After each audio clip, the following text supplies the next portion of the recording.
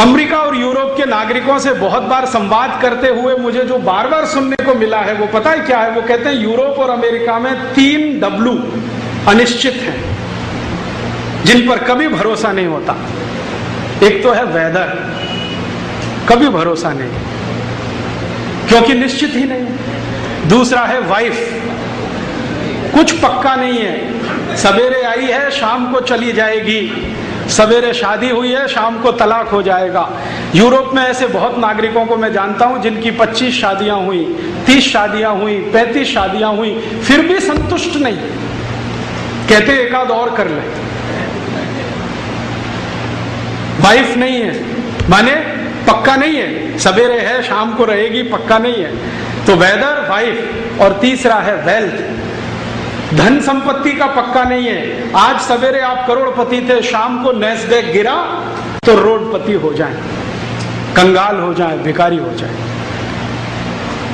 भारत में ये तीनों ही निश्चित हैं। वेदर भी निश्चित है, वाइफ भी निश्चित है, वेल्थ भी निश्चित है। वेदर तो इतना निश्चित है जिसकी कोई कल्पना नहीं है।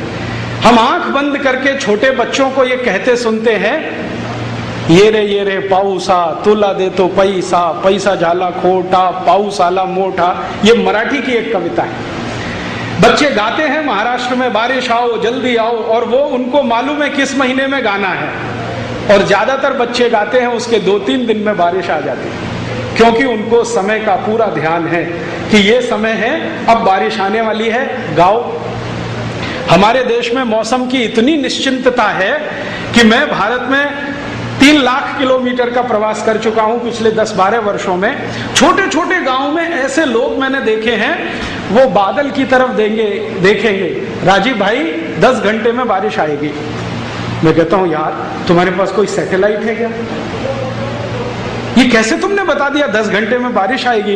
वो कहते हैं जी सैटेलाइट क्या होता हमें नहीं मालूम, लेकिन ये बादल का रंग देख के हमें मालूम है कि 10 घंटे में आएगी कि 15 घंटे में आएगी या नहीं आएगी। और हमारा करोड़ों करोड़ों रुपए का सैटेलाइट हर रोज फेल होता है। वो बोलता है कि आज कोटा में 24 घंटे मूसलाधार होगा, आज दिन में एक बूंद भी नहीं गिरी है।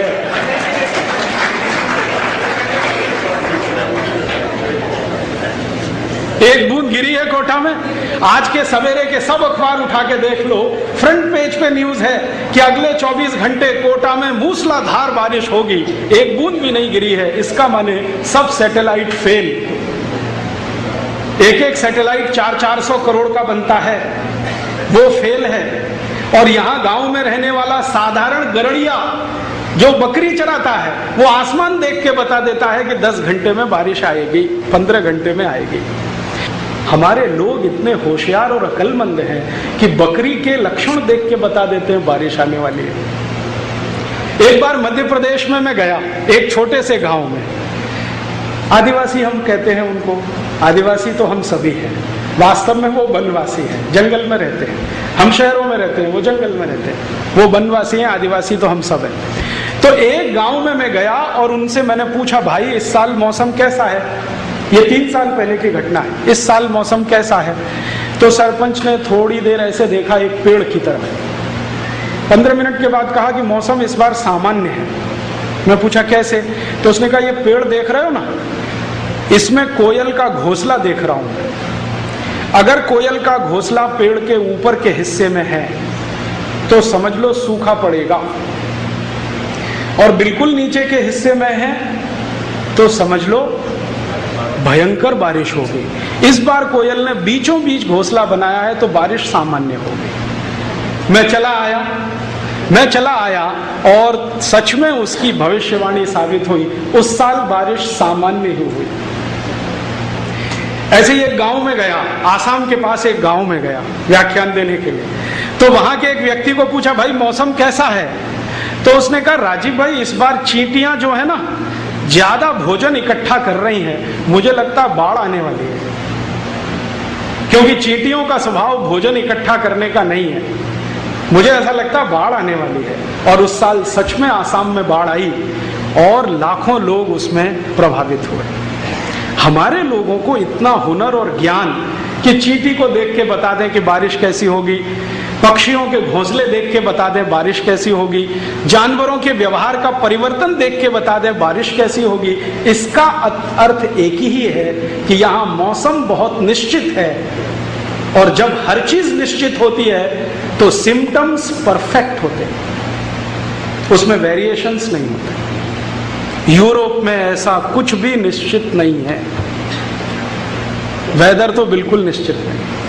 भारत और यूरोप का अंतर अभी शुरू हो रहा है, वेदर बिल्कुल निश्चित नहीं। वाइफ यूरोप में तो वो सोच ही नहीं सकते हैं कि एक पत्नी के साथ कभी एनिवर्सरी मनाने को मिले।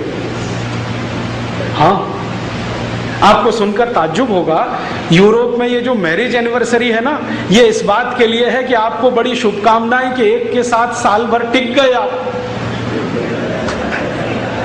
साल भर टिक गए, बड़ी भारी शुभकामनाएं। नहीं तो साल भर भी कोई टिकता नहीं एक के साथ। और यूरोप में अगर आप कुल जनसंख्या को जोड़ेंगे, परिवारों को जोड़ेंगे, तो मुश्किल से 1 या 1.5% लोग हैं जिनकी सिल्वर जुबली हुई है 25 साल, 1-1.5%। गोल्डन जुबली वाला शायद 0.5% भी ना मिले। लेकिन भारत में जैसे वेदर पक्का है ना, वैसे वाइफ भी पक्की है। मैं आपको पिछले 15 साल का घूमने का तजुर्बा बताता हूं। भारत की महिलाएं पुरुषों की तुलना में 200% ज्यादा वफादार होती हैं, पुरुषों की तुलना। पुरुष तो कभी भी भटकता है, कभी कभी उसकी स्थिति कुत्ते से भी बदतर होती है, लेकिन महिलाएं जो है ना, पत्नी, वो 200%, 300%, कभी कभी 500% वफादार होती है। मैंने इस देश में हजारों पत्नियों को देखा है, 1-2 नहीं, क्योंकि मैं चिकित्सा भी करता हूं होम्योपैथी की। तो मेरे पास बहुत सारे पेशेंट आते हैं जिसमें पति विकलांग हो गया शादी के 3रे दिन, और पत्नी ने अभी तक उसको छोड़ा नहीं। ऐसे मेरे पास 1-2 नहीं, हजारों पेशेंट की लिस्ट है। ऐसे मेरे पास बहुत लोग हैं जिनको टांग टूट गई, जिंदगी भर के लिए चली गई, टांग कट गई, हाथ कट गया, अंगूठा कट गया, कुछ हो गया, अंग भंग हो गया, पत्नी ने छोड़ा नहीं। और ऐसे मेरे पास बहुत पेशेंट हैं, उनके नाम तो नहीं बता सकता, कि पुरुषों में पूरी नपुंसकता है, बच्चा पैदा करने में असमर्थ हैं, फिर भी उनकी पत्नी उनको छोड़ती नहीं। तो भारत की वाइफ, पत्नी 200%, 500%, 1000% कुछ होता हो, एकदम पक्की, आसानी से नहीं छोड़ती। और इतना ही नहीं है, वो तो कहती है जी 7 जन्म का साथ है अब तो, ऐसे कैसे छूट जाएगा। तो यहां वेदर भी पक्का है, वाइफ भी पक्की है, और वेल्थ भी पक्की है। धन संपत्ति के बारे में हमारे देश में एक बहुत महान बात कही गई है। हमारे